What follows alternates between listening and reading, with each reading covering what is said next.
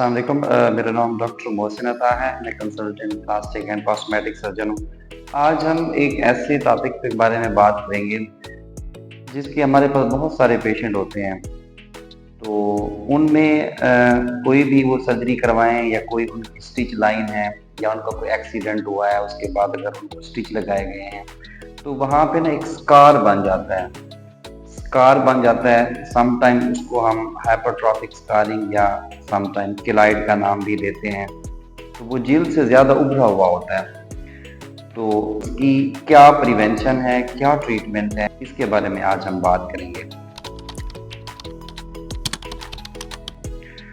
सबसे पहली बात तो यह है कि ये स्कार क्या होता है और ये क्यों बनता है।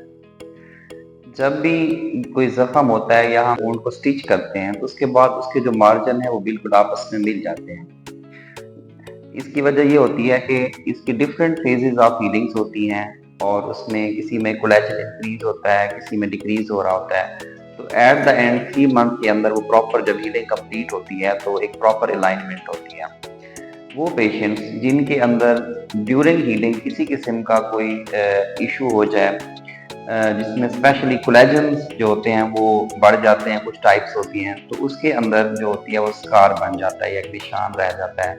जो स्टिच लाइन होती है वो उभरी हुई नजर आती है और उसमें पेशेंट को एलर्जी या खारिश भी होना स्टार्ट हो जाती है, जिसको हम डिफरेंट नाम देते हैं। उसको हाइपरट्रॉफिक स्कारिंग भी कह सकते हैं अगर वो अपने एक स्पेसिफिक मार्जिन के अंदर है, या उससे अगर बैर है तो हम उसे किलाइड का नाम भी देते हैं। तो स्कारिंग से हम कैसे बच सकते हैं? फर्स्ट ऑफ ऑल तो जो भी प्रॉब्लम होता है या स्टिच लगानी है कि आप एक प्लास्टिक सर्जन से स्टिच लगवाएं ताकि उसको वुंड को प्रॉपरली अप्रोक्सीमेट किया जाए और उसके बाद ये स्कार वगैरह ना बने। फिर एक स्पेशल लाइंस होती हैं, उनके अकॉर्डिंगली हम उसको स्टिच करते हैं।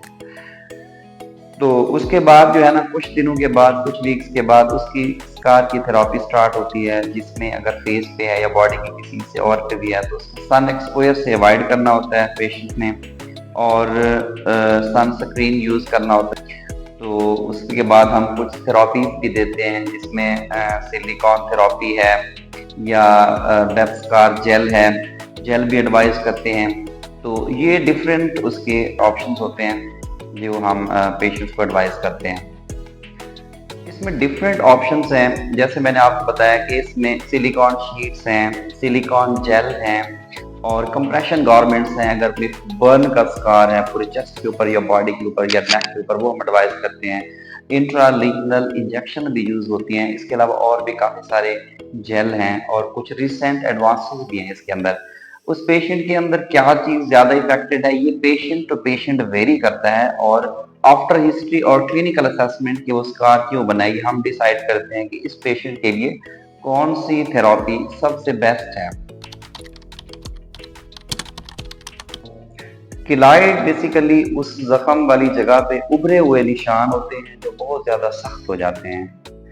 तो इसके लिए स्टार्ट में तो हम भी जो एक प्रॉपर स्कार की ट्रीटमेंट है जो मैंने बताई है वो हम पेशेंट को एडवाइस करते हैं। एक पेशेंट ऐसा है जिसके अंदर ये बन गया है, तो उसके लिए हमारे पास 3 ऑप्शंस होते हैं। उसके अंदर इंट्रालीनल इंजेक्शन लगाएं। इसमें हम इंजेक्शन स्टेरॉइड का, कैनाकॉर्ड का इंजेक्शन और 5-फ्लोरोयूरासिल उसके कुछ यूनिट्स लेते हैं, कुछ कैनाकॉर्ड्स के यूनिट्स लेते हैं और साथ ही लोकल एनेस्थीसिया उसमें मिक्स करते हैं और किलाइड के अंदर हम उसको इंजेक्ट करते हैं। तो उससे ये होता है कि ये 70 to 80% रिग्रेशन के इसके चांसेस होते हैं।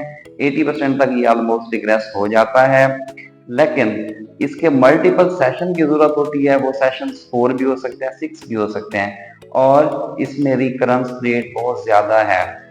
जो सेकंड ऑप्शन है वो है सर्जरी। सर्जरी में हम इसको एक्साइज कर देते हैं और स्किन को अप्रॉक्सीमेट कर देते हैं। अगर तो बहुत ज़्यादा किलाइड है तो इसमें हमें ग्राफ्ट भी लगाना पड़ सकता है।